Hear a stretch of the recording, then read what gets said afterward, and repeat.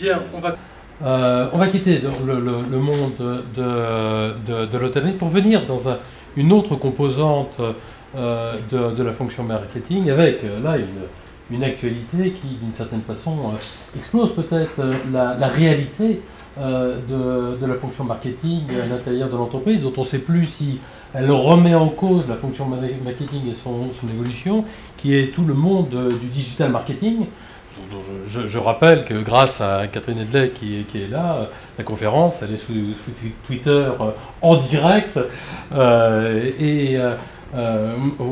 Aujourd'hui, est-ce que vous, Benjamin Davantage, ancien de l'ESG aussi, après un parcours professionnel, comment vous venez et vous regardez effectivement votre domaine d'expertise aujourd'hui, et comment vous réagissez par rapport aux propos d'Alain, par rapport à ces fondamentaux, avec un domaine d'activité dont on a l'impression qu'il remet en cause quand même un petit peu quelque chose.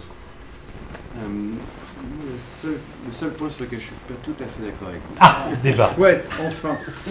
C'est que je pense pas qu'aujourd'hui on ait encore une approche transactionnelle et une approche relationnelle. Je pense qu'il y a une fusion de ces deux approches et qu'aujourd'hui on peut pas avoir mené des actions, en tout cas sur l'un ou sur l'autre. Et c'est le relationnel qui engendre le...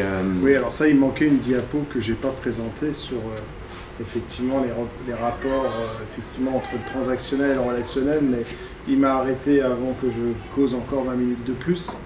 C'est clair que c'est une vision, c'est vrai, en partie passéiste, c'est-à-dire que on ne peut pas résumer, pour simplifier, on ne peut pas dire que d'un côté je suis dans la fidélisation et de l'autre côté dans la conquête. Surtout sur des marchés qui sont les nôtres, qui sont des marchés relativement matures, et que je ne peux conquérir que si aussi je suis dans le relationnel, puisque on voit très bien à travers l'outil de développement du web, on sait qu'une partie de ma conquête, je le fais sur mes clients actuels qui parlent de moi et qui parlent de moi de façon positive, et que voilà, il ne suffit pas que mes clients soient contents, encore faut dire que j'organise la communication de ma marque et la satisfaction de mes clients.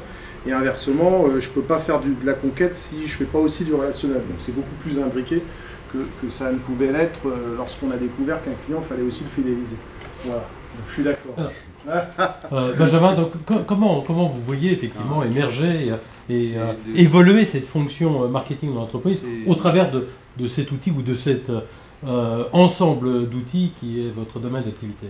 C'est une modeste expérience que j'ai acquise chez M6 et chez MySpace. La phrase clé pour tous les responsables web marketing, c'est une phrase de Chris Anderson qui est assez connue, qui est devenue assez banale. C'est: votre marque est ce que Google en dit, pas ce que vous en dites. Et voilà ce qu'ils doivent penser et ce à quoi ils doivent penser tous les matins. Et c'est un peu le problème, c'est que dans l'effervescence et dans l'euphorie des réseaux sociaux, de tout ce qu'on peut lire et voir et écouter dans les médias, on oublie un petit peu l'objectif principal. Et pareil, peut-être à vous lever, mais... Non, les trois questions principales, c'est qui s'en occupe, qui s'occupe du web marketing, est-ce que c'est le patron, est-ce que c'est le directeur marketing, est-ce que c'est le directeur du marketing online? C'est une bonne question. Et votre expérience, c'est quoi? C'est que malheureusement, souvent les directeurs marketing online devraient être simplement des directeurs marketing. Ils ne devraient pas avoir deux postes. Parce qu'après, il y a des discussions de budget, de rôle, de vision. Même chose pour les canaux de vente. La plupart des entreprises ont une vision multicanale. Donc avant, elles avaient deux canaux de vente qui étaient le offline et le online. Après, elles ont une vision multicanale en disant on va avoir plein de canaux de vente, ça va être super, on va démultiplier nos ventes. Et puis, avec cette vision-là, les directeurs marketing ont voulu avoir un discours qui soit cohérent. Donc finalement, dans tous les canaux, on va avoir le même discours. Parce que sinon, le message qu'on essaye de faire passer va partir. Et je pense qu'aujourd'hui, en fait, je ne pense pas que ce soit la solution, mais je pense que c'est une piste de réflexion. Dans cette vision multicanale, en fait, chacun doit être spécialiste de son canal de distribution, des actions marketing dans ce canal. Et c'est cette addition qui va créer la cohérence du discours de la marque. Ce qui veut dire que dans chaque canal, il y a un marketing ou une fonction marketing qui doit effectivement venir globale. En cohérence, bien sûr, avec l'ensemble de l'image. On doit être spécialiste de son canal et spécialiste des autres canaux pour pouvoir être cohérent avec eux. Donc c'est assez... je pense que ça révolutionne un peu les métiers, quoi, en tout cas la fonction de responsable marketing ou tout ce qui l'entoure. Il y a aussi, quand on parlait de rôle transversal, etc., je pense qu'il y a les directeurs informatiques qui ont leur mot à dire. La DSI est souvent les techniciens, donc on ne sait pas si on doit leur demander conseil pour mener des actions, les intégrer dans le plan d'action, ou si au contraire ils n'ont rien à voir. Parce que mais là aussi, est-ce que d'une certaine façon, enfin, dans votre regard et votre expérience, est-ce que justement c'est une fonction où on va demander de plus en plus à un DSI d'avoir sinon une compétence, au moins une réflexion ou une approche marketing? Il doit avoir une sensibilité au web marketing et travailler main dans la main avec le directeur marketing pour pas que ce soit deux mondes qui ne se parlent pas. L'exemple le plus flagrant, ce sont les community managers, le poste de community manager, celui qui va gérer la réputation en ligne d'une marque ou les actions qu'elle fait sur les réseaux sociaux, par exemple. C'est un poste qui a été créé il n'y a pas très longtemps.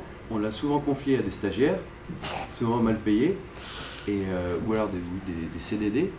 Et on demande à ce poste-là, qui est un poste clé, qui d'ailleurs devrait être le rôle d'un directeur marketing, en tout cas d'un directeur web marketing, d'être aussi important que n'importe quelle autre personne dans l'entreprise. Donc, aujourd'hui, c'est pas tout à fait cohérent.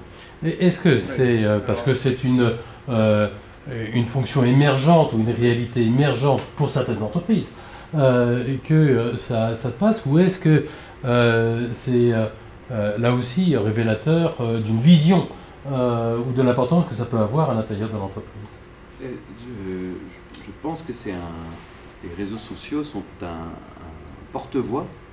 Donc, celui qui est responsable de la communication des actions marketing sur les réseaux sociaux doit utiliser lui-même son porte-voix. Donc, ça ne doit pas être une fonction déléguée. Voilà. Je m'en occupe, donc je communique sur ce que je fais. Ça ne doit pas être un poste en plus. Et ça, c'est ma vision personnelle, mais c'est pas... Pardon, allez-y. Plus fort la question. Pourquoi ne pas la lier à la fonction communication? Ça peut être exactement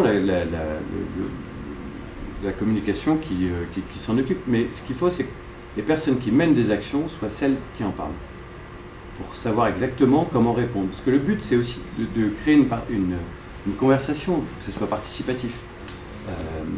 Donc pour créer cette conversation-là, il faut savoir de quoi on parle pour pouvoir répondre aux membres. Il faut quand même voir que c'est super touchy. Oui, je suis d'accord. Ce que vous êtes en train d'évoquer là. Il y a des boîtes qui pendant des années ont tout verrouillé dans la corporate com.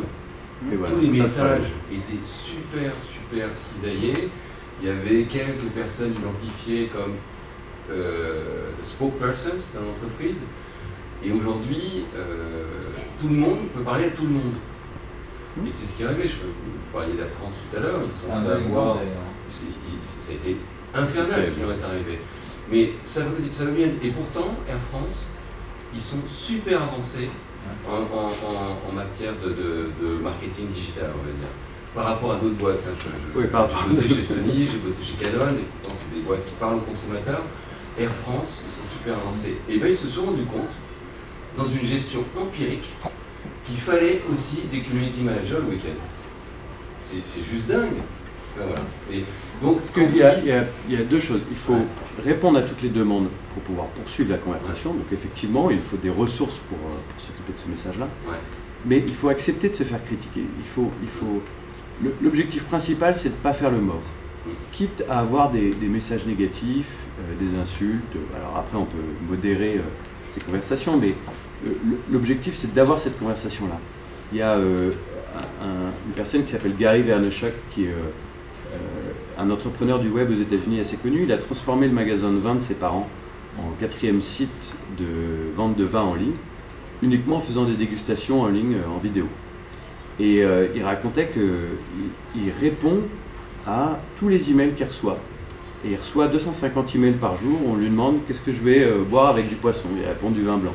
Mais il dit que s'il n'a pas cette conversation-là, s'il ne s'oblige pas à répondre à tous les messages, il perdra ce qui l'a rendu célèbre et fameux. Sauf que quand il en aura 1000, il faudra qu'il sous-traite. Et on va rentrer dans la même logique que n'importe quelle grande entreprise, c'est-à-dire qu'à un moment ou à un autre, vous aurez besoin d'avoir des interfaces et de piloter ces interfaces que sont les community managers. Oui, mais souvent c'est confié c'est sous-traité via des agences. Donc là aussi c'est... Pas pour tout le monde. À peu près. Il y a beaucoup d'initiatives. Ouais. Alors, est-ce qu'on n'est pas justement effectivement dans quelque chose qui est en train ou de remettre en cause ou d'exploser effectivement les réalités et on n'a pas fait le tour effectivement de ce qui est en train de se mettre en place, et sans revenir effectivement sur le sujet de la dernière conférence qui était l'irréputation, avec le fait de bien en parler ou de mal en parler, ou d'effacer, vouloir effacer la réputation, etc. etc. C'est quelque chose effectivement qui est en train de, ce qu'on entend bien, d'échapper d'une certaine façon au cercle restreint du marketing et d'être vraisemblablement une réalité, une fonction en partage, que ce soit avec la communication interne ou externe, et vraisemblablement effectivement d'autres fonctions. Oui, Alain? Alors, moi je ne suis pas du tout un spécialiste du marketing web, online, etc. Pour moi, alors, pardon Catherine, c'est un outil qui vient se rajouter au reste. Mais alors, ça complexifie grandement la relation au consommateur. Parce qu'effectivement, vous avez bien dit, la révolution, c'est que tout le monde parle à tout le monde.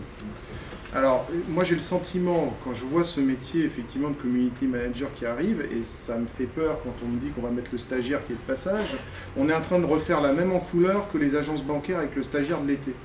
Vous savez, celui qu'on met à l'accueil, c'est le moins compétent et c'est lui qui va avoir le plus de clients. Donc, il va transmettre le plus de messages. Voilà, et bien là, on fait pareil. On met le stagiaire qui connaît le moins bien la marque, et c'est lui qui va dire le plus de conneries au client final.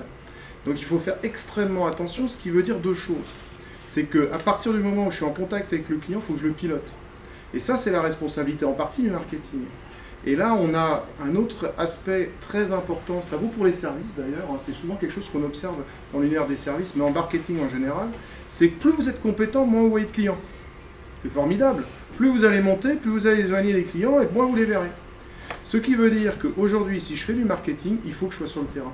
Et même si je suis directeur marketing à un niveau relativement élevé, il faut que de temps en temps j'aille sur le terrain et que je revoie à quoi ça ressemble un client. Parce que sinon, à un moment donné, je vais être là où la moquette est bien épaisse, je vais avoir des idées géniales, mais qui ne sont absolument pas applicables au quotidien. Donc il faut se forcer. Et quand mes étudiants sortent, j'en ai quelques-uns à la salle, de leur formation en MBA, marketing et publicité, master en marketing, et qui me disent, alors je commence par quoi? Je commence par responsable de marque, je commence par catégorie manager. Je dis non, tu commences par le terrain. Tu vas vendre. Tu vas aller voir ce que c'est que la vraie vie. Parce que, si tu fais pas ça, tu ne sauras pas quel est le travail des gens que tu vas piloter au quotidien. Donc tu vas avoir des idées qui sont absolument irréalistes. Puis de toute façon, tu ne seras pas légitime dans tes fonctions. Donc il ne faut pas oublier que la réalité, elle est au contact du client au quotidien. Et c'est vrai que le système organisationnel aujourd'hui des entreprises qui fait qu'en gros, meilleur vous êtes, moins vous voyez de clients, ça ne vaut pas que pour le marketing, hein, c'est pour l'ensemble des fonctions. C'est une situation un peu aberrante dans le mode organisationnel qui fait que même quand vous êtes monté au siège et qu'on vous redescend au niveau opérationnel agence, vous vivez ça comme une dégradation. Et moi, je trouve ça formidable depuis que j'ai repris la direction des MBA, de me retrouver au contact, de faire les portes ouvertes, de les accueillir dans les salons, de les recevoir un à un. J'ai l'impression de revendre des voitures, c'est formidable. Hein, je suis au quotidien et on réfléchit parce qu'on a les gens qui sont en face de vous qui font des remarques, ça nous permet de réfléchir en termes de stratégie et d'offre de formation. Si on perd le contact avec le terrain, on perd le contact avec la réalité. Et ça, c'est vraiment un point important. Alors, par pitié, pas de stagiaires au niveau des community managers. Voilà, ça n'a pas de sens. Parce qu'en lui, en une semaine, s'il commence à délirer, il va vous faire un massacre. Même pas en une semaine, une journée suffit. On reviendra peut-être, Benjamin, sur la notion de digital marketing.